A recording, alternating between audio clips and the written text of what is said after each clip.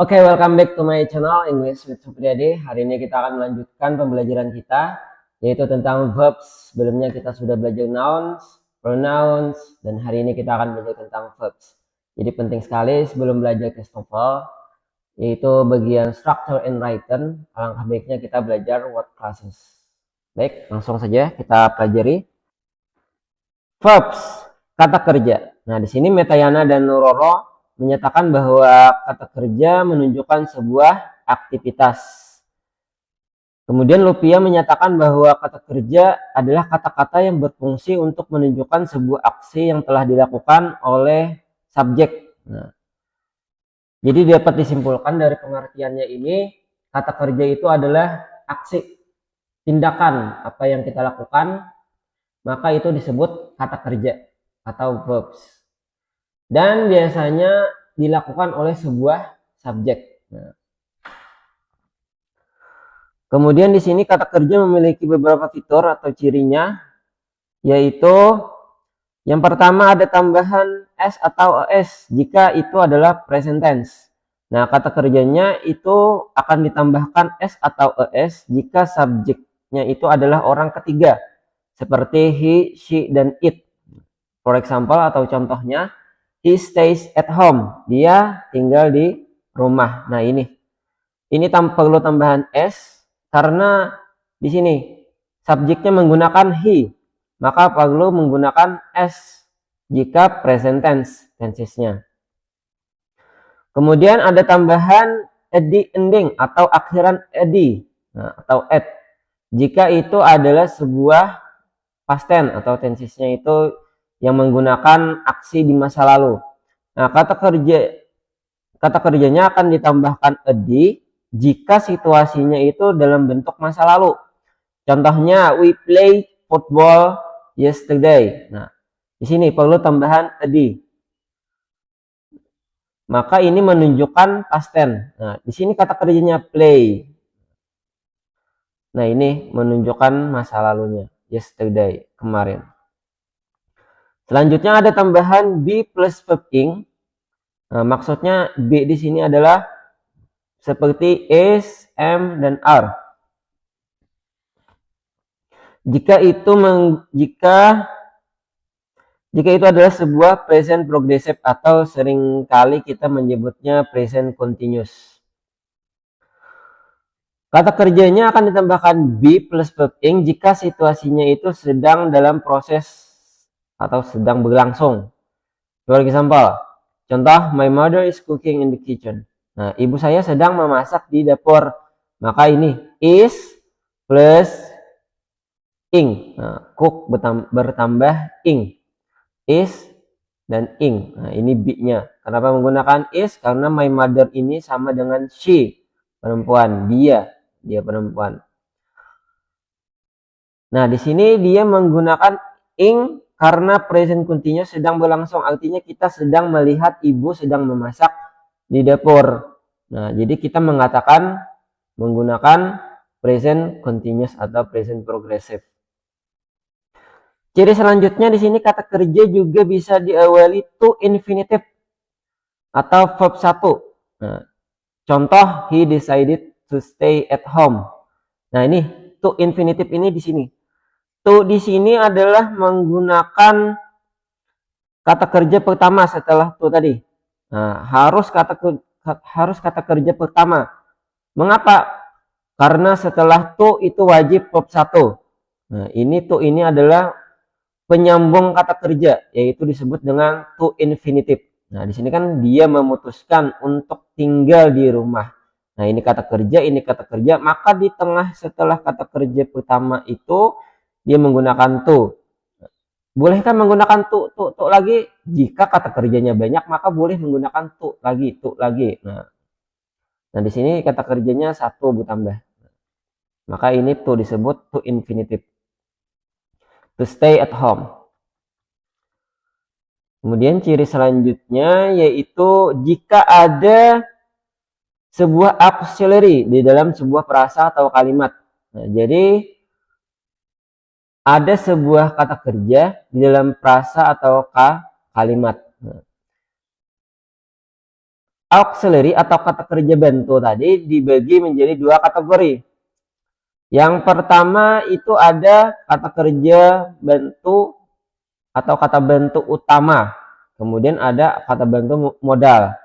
Nah, kata bantu utama ini terdiri dari seperti do, does, did, have, has, had, dan to be.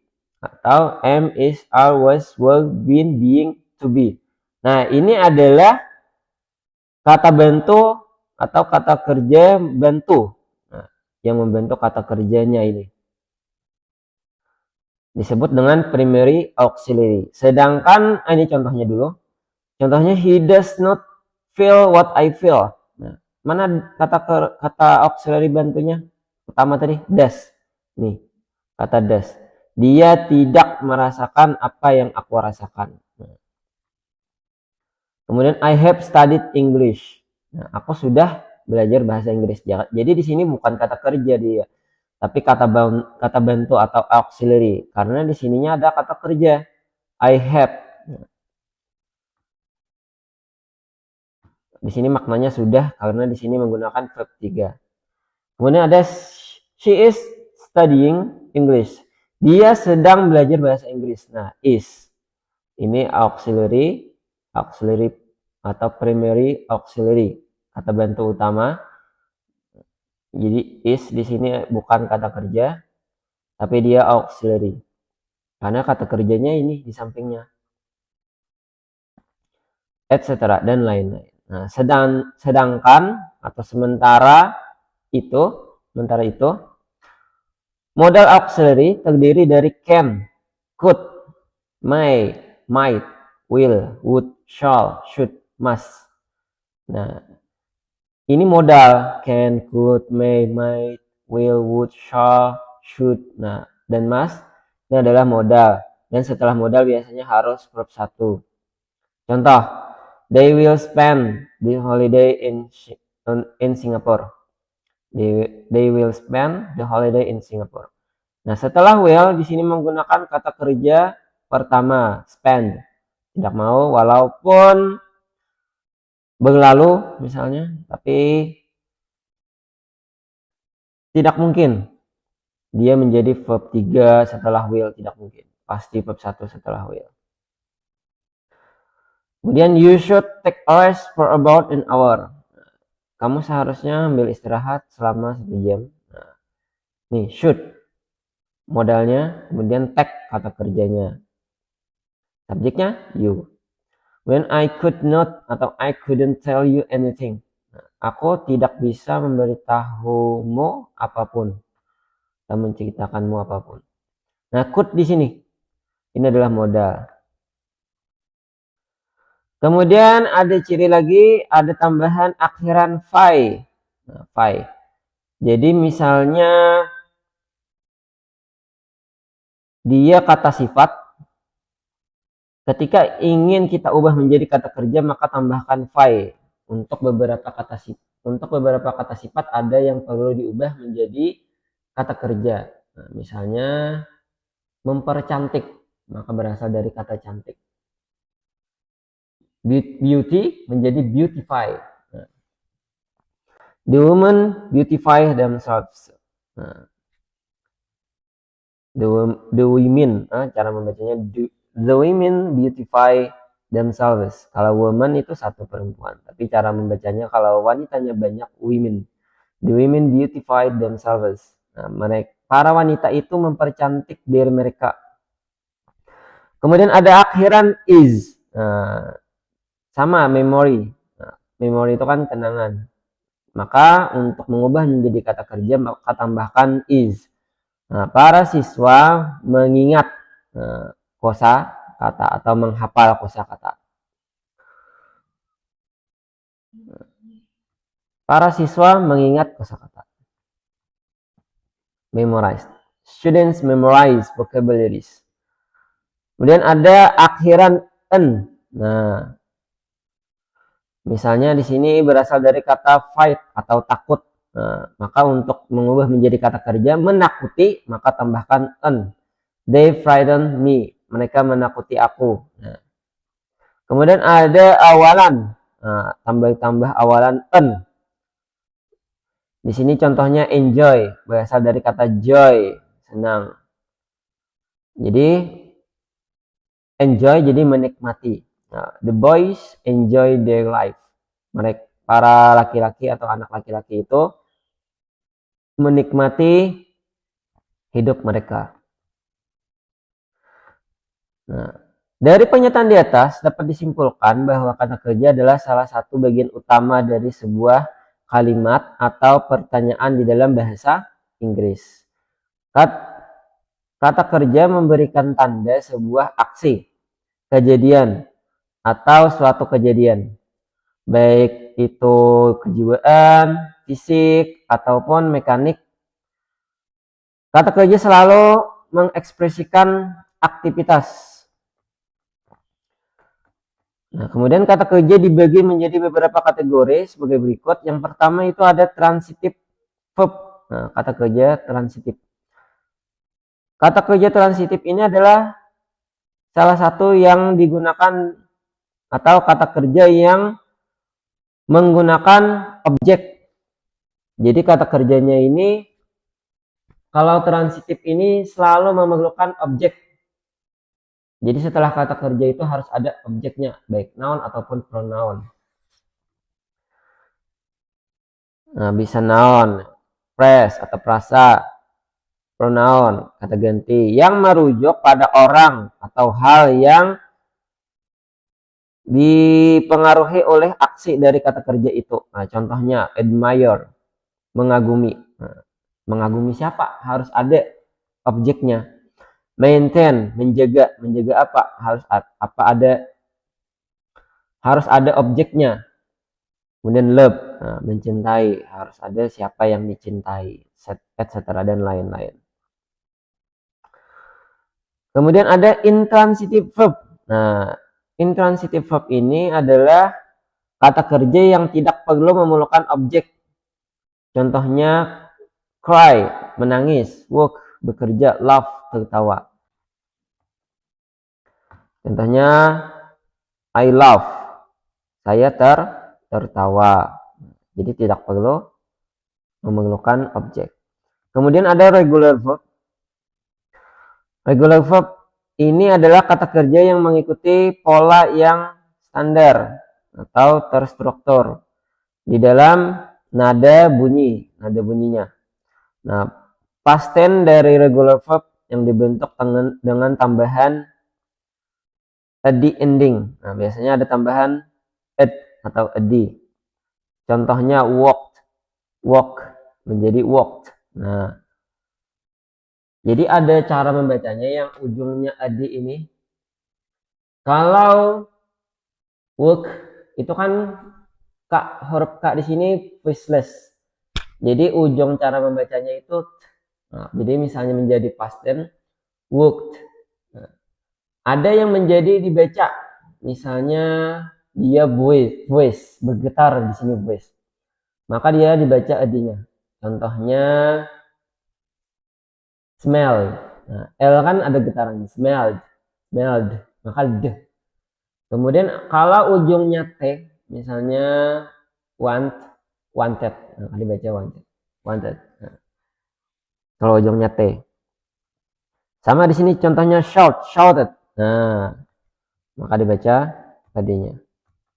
Kemudian ada irregular verb. Nah, ini biasanya regular verb dan irregular verb ini ada di kamus, di tengah-tengah atau di akhir. Nah, ini sangat penting dihafal bagi kalian untuk perubahan-perubahan kata kerjanya. Kalau regular tadi kan beraturan kata kerjanya. Kalau irregular itu tidak beraturan. Nah, bentuk past tense dan past participalnya yaitu bisa yang ditambahkan ed atau d atau t, nah, to present tense. Nah, kata kerja ini tidak perlu tambahan aturan seperti tadi. Contohnya swim, swam. Nah, swim, swam. Jadi dia tidak perlu tambahan ed. Kemudian ada get, got, gotten. Jadi perubahannya acak. Nah. Kemudian ada linking verb. Linking verb ini adalah kata atau ungkapan seperti be, become, feel, or seem yang menghubungkan sebuah subjek dengan predikatnya. Maksudnya subjek dan predikat atau kata kerjanya tadi terkait. Nah, misalnya di sini ada contohnya, John is handsome. Nah, jadi is di sini linking verbnya menghubungkan ke si John. Kenapa is? Karena John itu laki-laki, he, dan handsome itu ganteng atau tampan. John itu tampan yang terhubung. Kemudian di sini Clara feels sick. Nah, jadi di sini artinya biasanya setelah kata kerjanya atau linking verbnya tadi, maka biasanya kata sifat, nah, atau penjelasan. Di sini Clara merasakan sakit. Sebenarnya Clara merasa sakit. Nah, merasa sakit. Nah, jadi terhubung kata kerjanya. Kemudian ada auxiliary verb. Nah, ini kata kerjanya biasanya dikenal dengan kata kerja bantu dan digunakan bersamaan dengan kata kerja utama untuk menunjukkan tenses dari kata kerjanya atau untuk membentuk sebuah pertanyaan. Ada 3 jenis yang umumnya dalam bentuk auxiliary verb. Ada have, do, dan be. Nah, biasanya itu dalam bentuk pertanyaan. Biasanya have you studied? Have you studied English? Sudahkah kamu belajar bahasa Inggris? Do you like me? Kemudian are you? Nah, misalnya bertanya, are you diligent? Nah, misalnya apakah kamu rajin? Nah, di sisi lain ada 3 kata kerja auxiliary utama, yaitu have, do, dan be. Dan ada kata kerja auxiliary tambahan. Nah, ini disebut dengan modal auxiliary verb. Dan auxiliary verb tadi tidak pernah mengubah bentuk kata kerjanya seperti can, could, will, may. Berakhir sudah lah untuk kata kerja. Nanti pertemuan selanjutnya kita akan belajar tentang adjectives. Jadi sudah berakhir penjelasan tentang kata kerja atau verbs. Berikutnya nanti kita akan belajar adjectives, kata sifat. Jadi kata kerja tadi dapat disimpulkan bahwa dia adalah sebuah aksi atau tindakan. Baik, jika ada pertanyaan, tulis saja di kolom komentar. Insya Allah nanti saya akan jawab pertanyaan-pertanyaan kalian. Sebelum berakhir, saya akan review sedikit tentang indeks EM4. Nah, jadi ini mikrofon wireless yang sangat bagus. Dia mempunyai peredam suara. Jadi kebisingan-kebisingan itu hilang ketika kita membuat video. Oke? Thank you. Assalamualaikum warahmatullahi wabarakatuh.